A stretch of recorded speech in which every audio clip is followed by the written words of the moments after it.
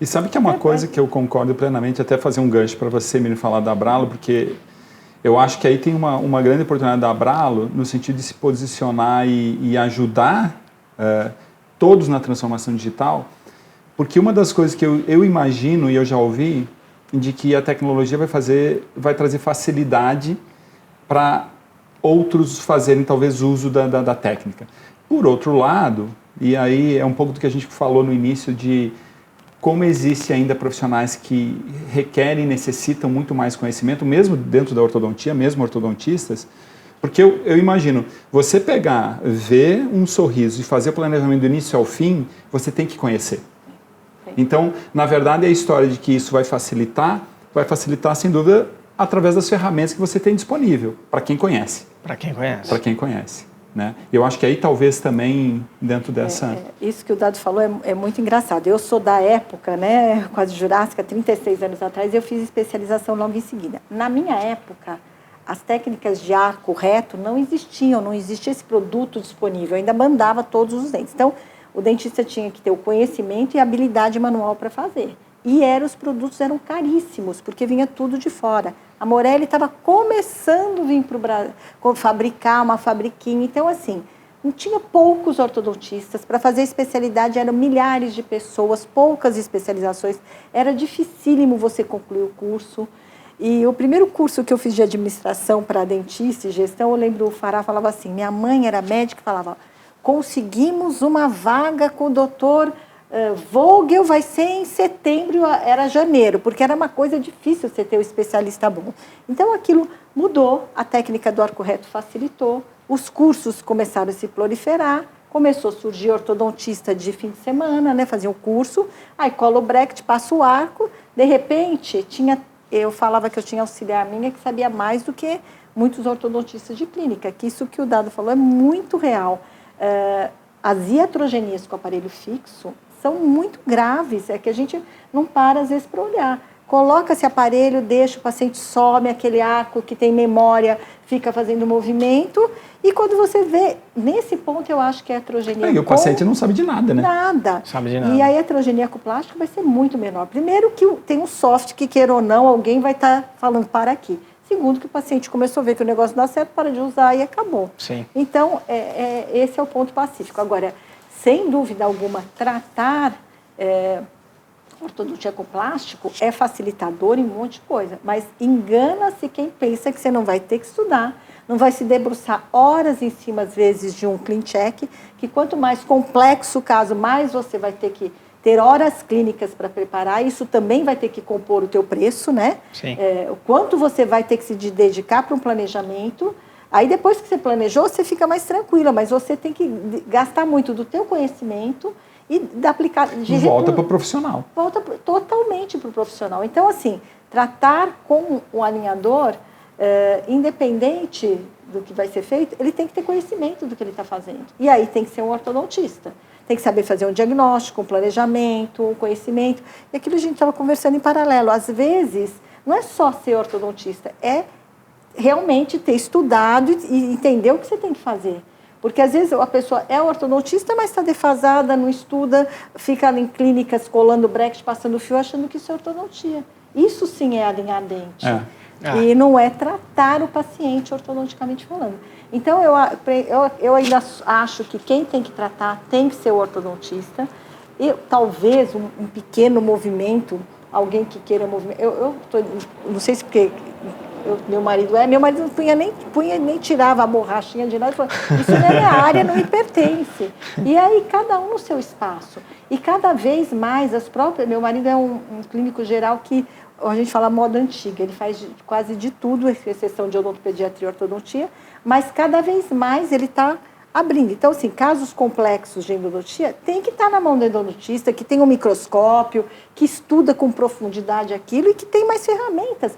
Porque a odontologia, hoje não dá para você ser múltiplo e bom em tudo. Porque o investimento é grande, por exemplo, você vai trabalhar muito com endo, você tem que ter todos os aparelhos, todos diferenciados, você vai ter que ter um microscópio diferenciado para você enxergar. Então, a partir daí você tem que ir um bom especialista. Então, não dá para ser feito por qualquer um. Eu acho que tem que ter esse conhecimento E isso é fundamental. Isso facilita. E hoje em dia, porque a gente vê muito esses modismos hoje na odontologia. Não está dando dinheiro, então eu vou pôr botox, modelação, que fica bom. Mas aí você acha que você vai fazer um curso de 3 dias e você acha que você vai poder aplicar aquilo? Então, num dentista não pode usar, não dá certo. Depende de quem está usando. E era assim com a ortopedia, assim com a ortodontia, assim com tudo. Outra coisa que a gente vê muito... então o dente está torto, vamos fazer faceta. Às vezes aquela boca precisa de um tratamento ortodôntico. Ela precisa ser melhorada para receber melhor um tratamento com lente, o que seja. Não que não vá fazer, mas ela tem que ser preparada para aquilo. Você vai perpetuar uma oclusão e vai deixar esteticamente bonito? Como é que está o periodonto, a articulação dessa pessoa?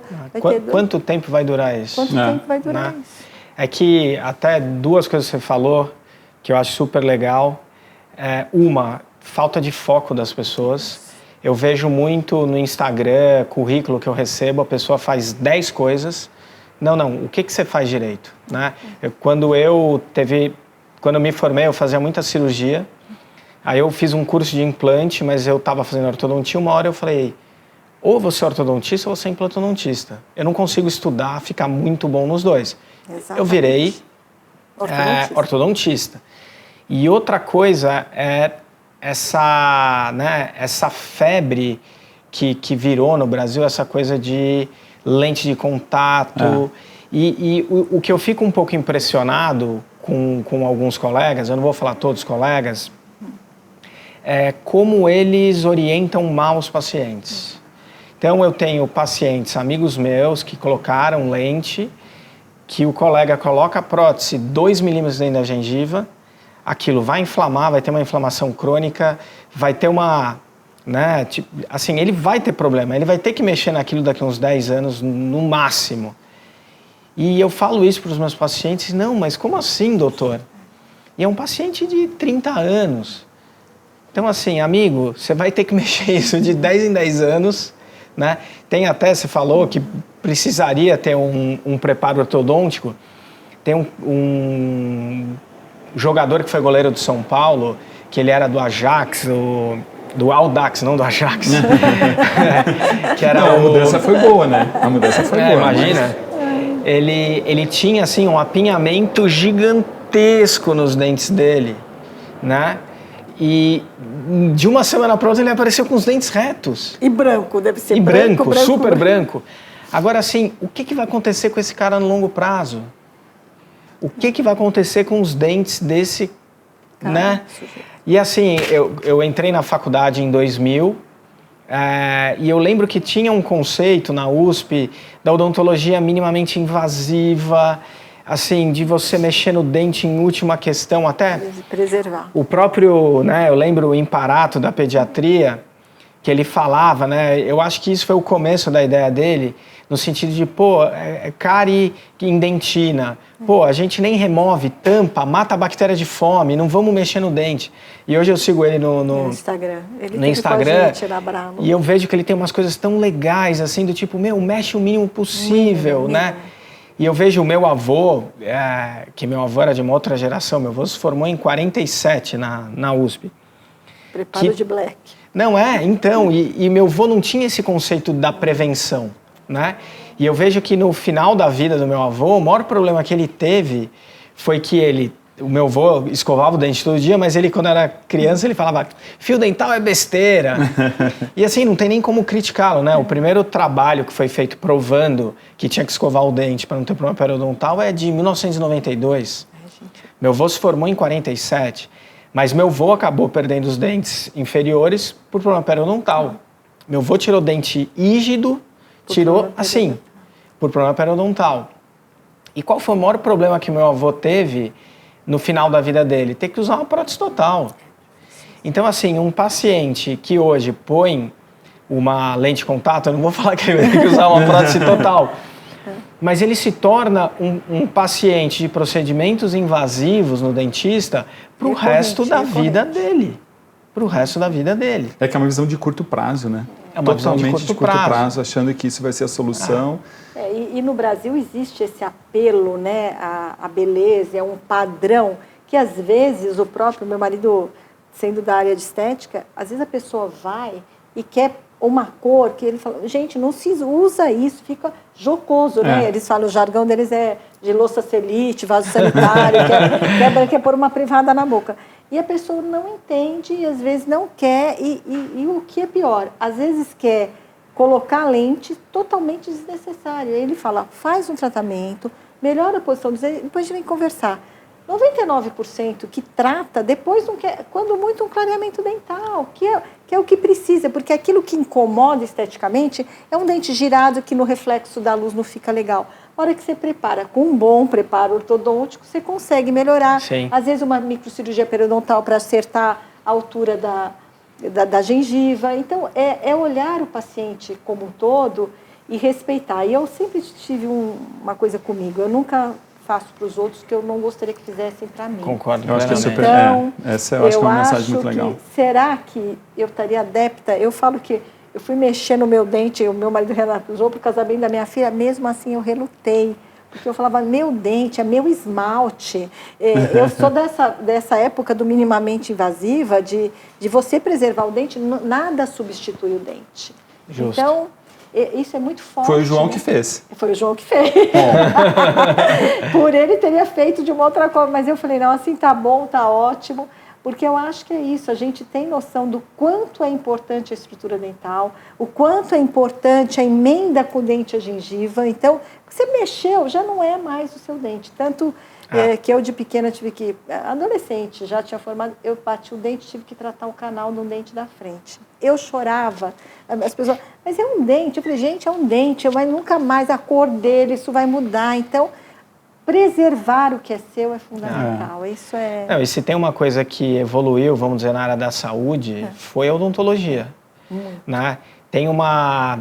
Quando eu entrei na faculdade, eu fui na biblioteca e eu estava assim, procurando um livro e, puta, do nada eu achei um livro que não era um livro científico, vamos dizer assim. Era a história de um dentista americano.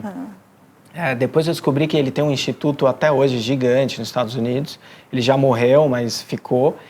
E ele descrevia que a mãe dele, super nova, arrancaram todos os dentes dela e colocaram dentadura, prótese total. E como ele ficou chocado com aquilo, né? Como era agressiva a odontologia, né? E detalhe, eu tive uma auxiliar no consultório que fizeram isso nela no Brasil. Caramba. E bem mais jovem, né? Isso é há recente, 25 anos atrás.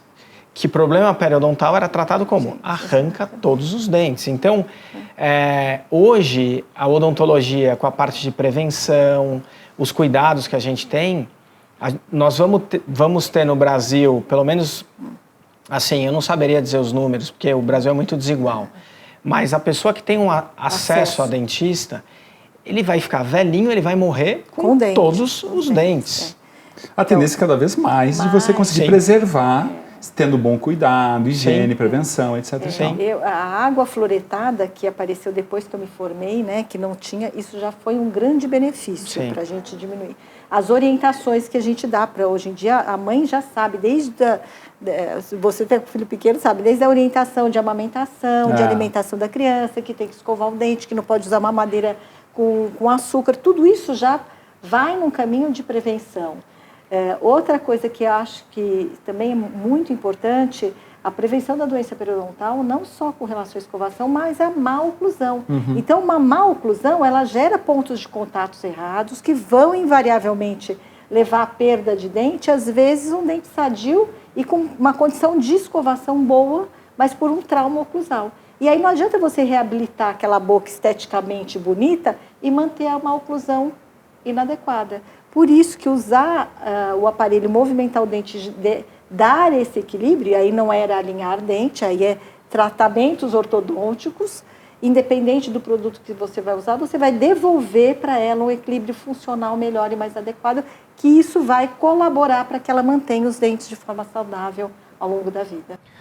Espero que vocês tenham gostado desse trecho da nossa conversa. E se gostou, o que faz, Leandrão? Dá um like aqui no canal. Se inscreve no canal. Ativa as notificações e qualquer dúvida é só deixar aqui nos comentários. Coloca aí. Valeu. Valeu.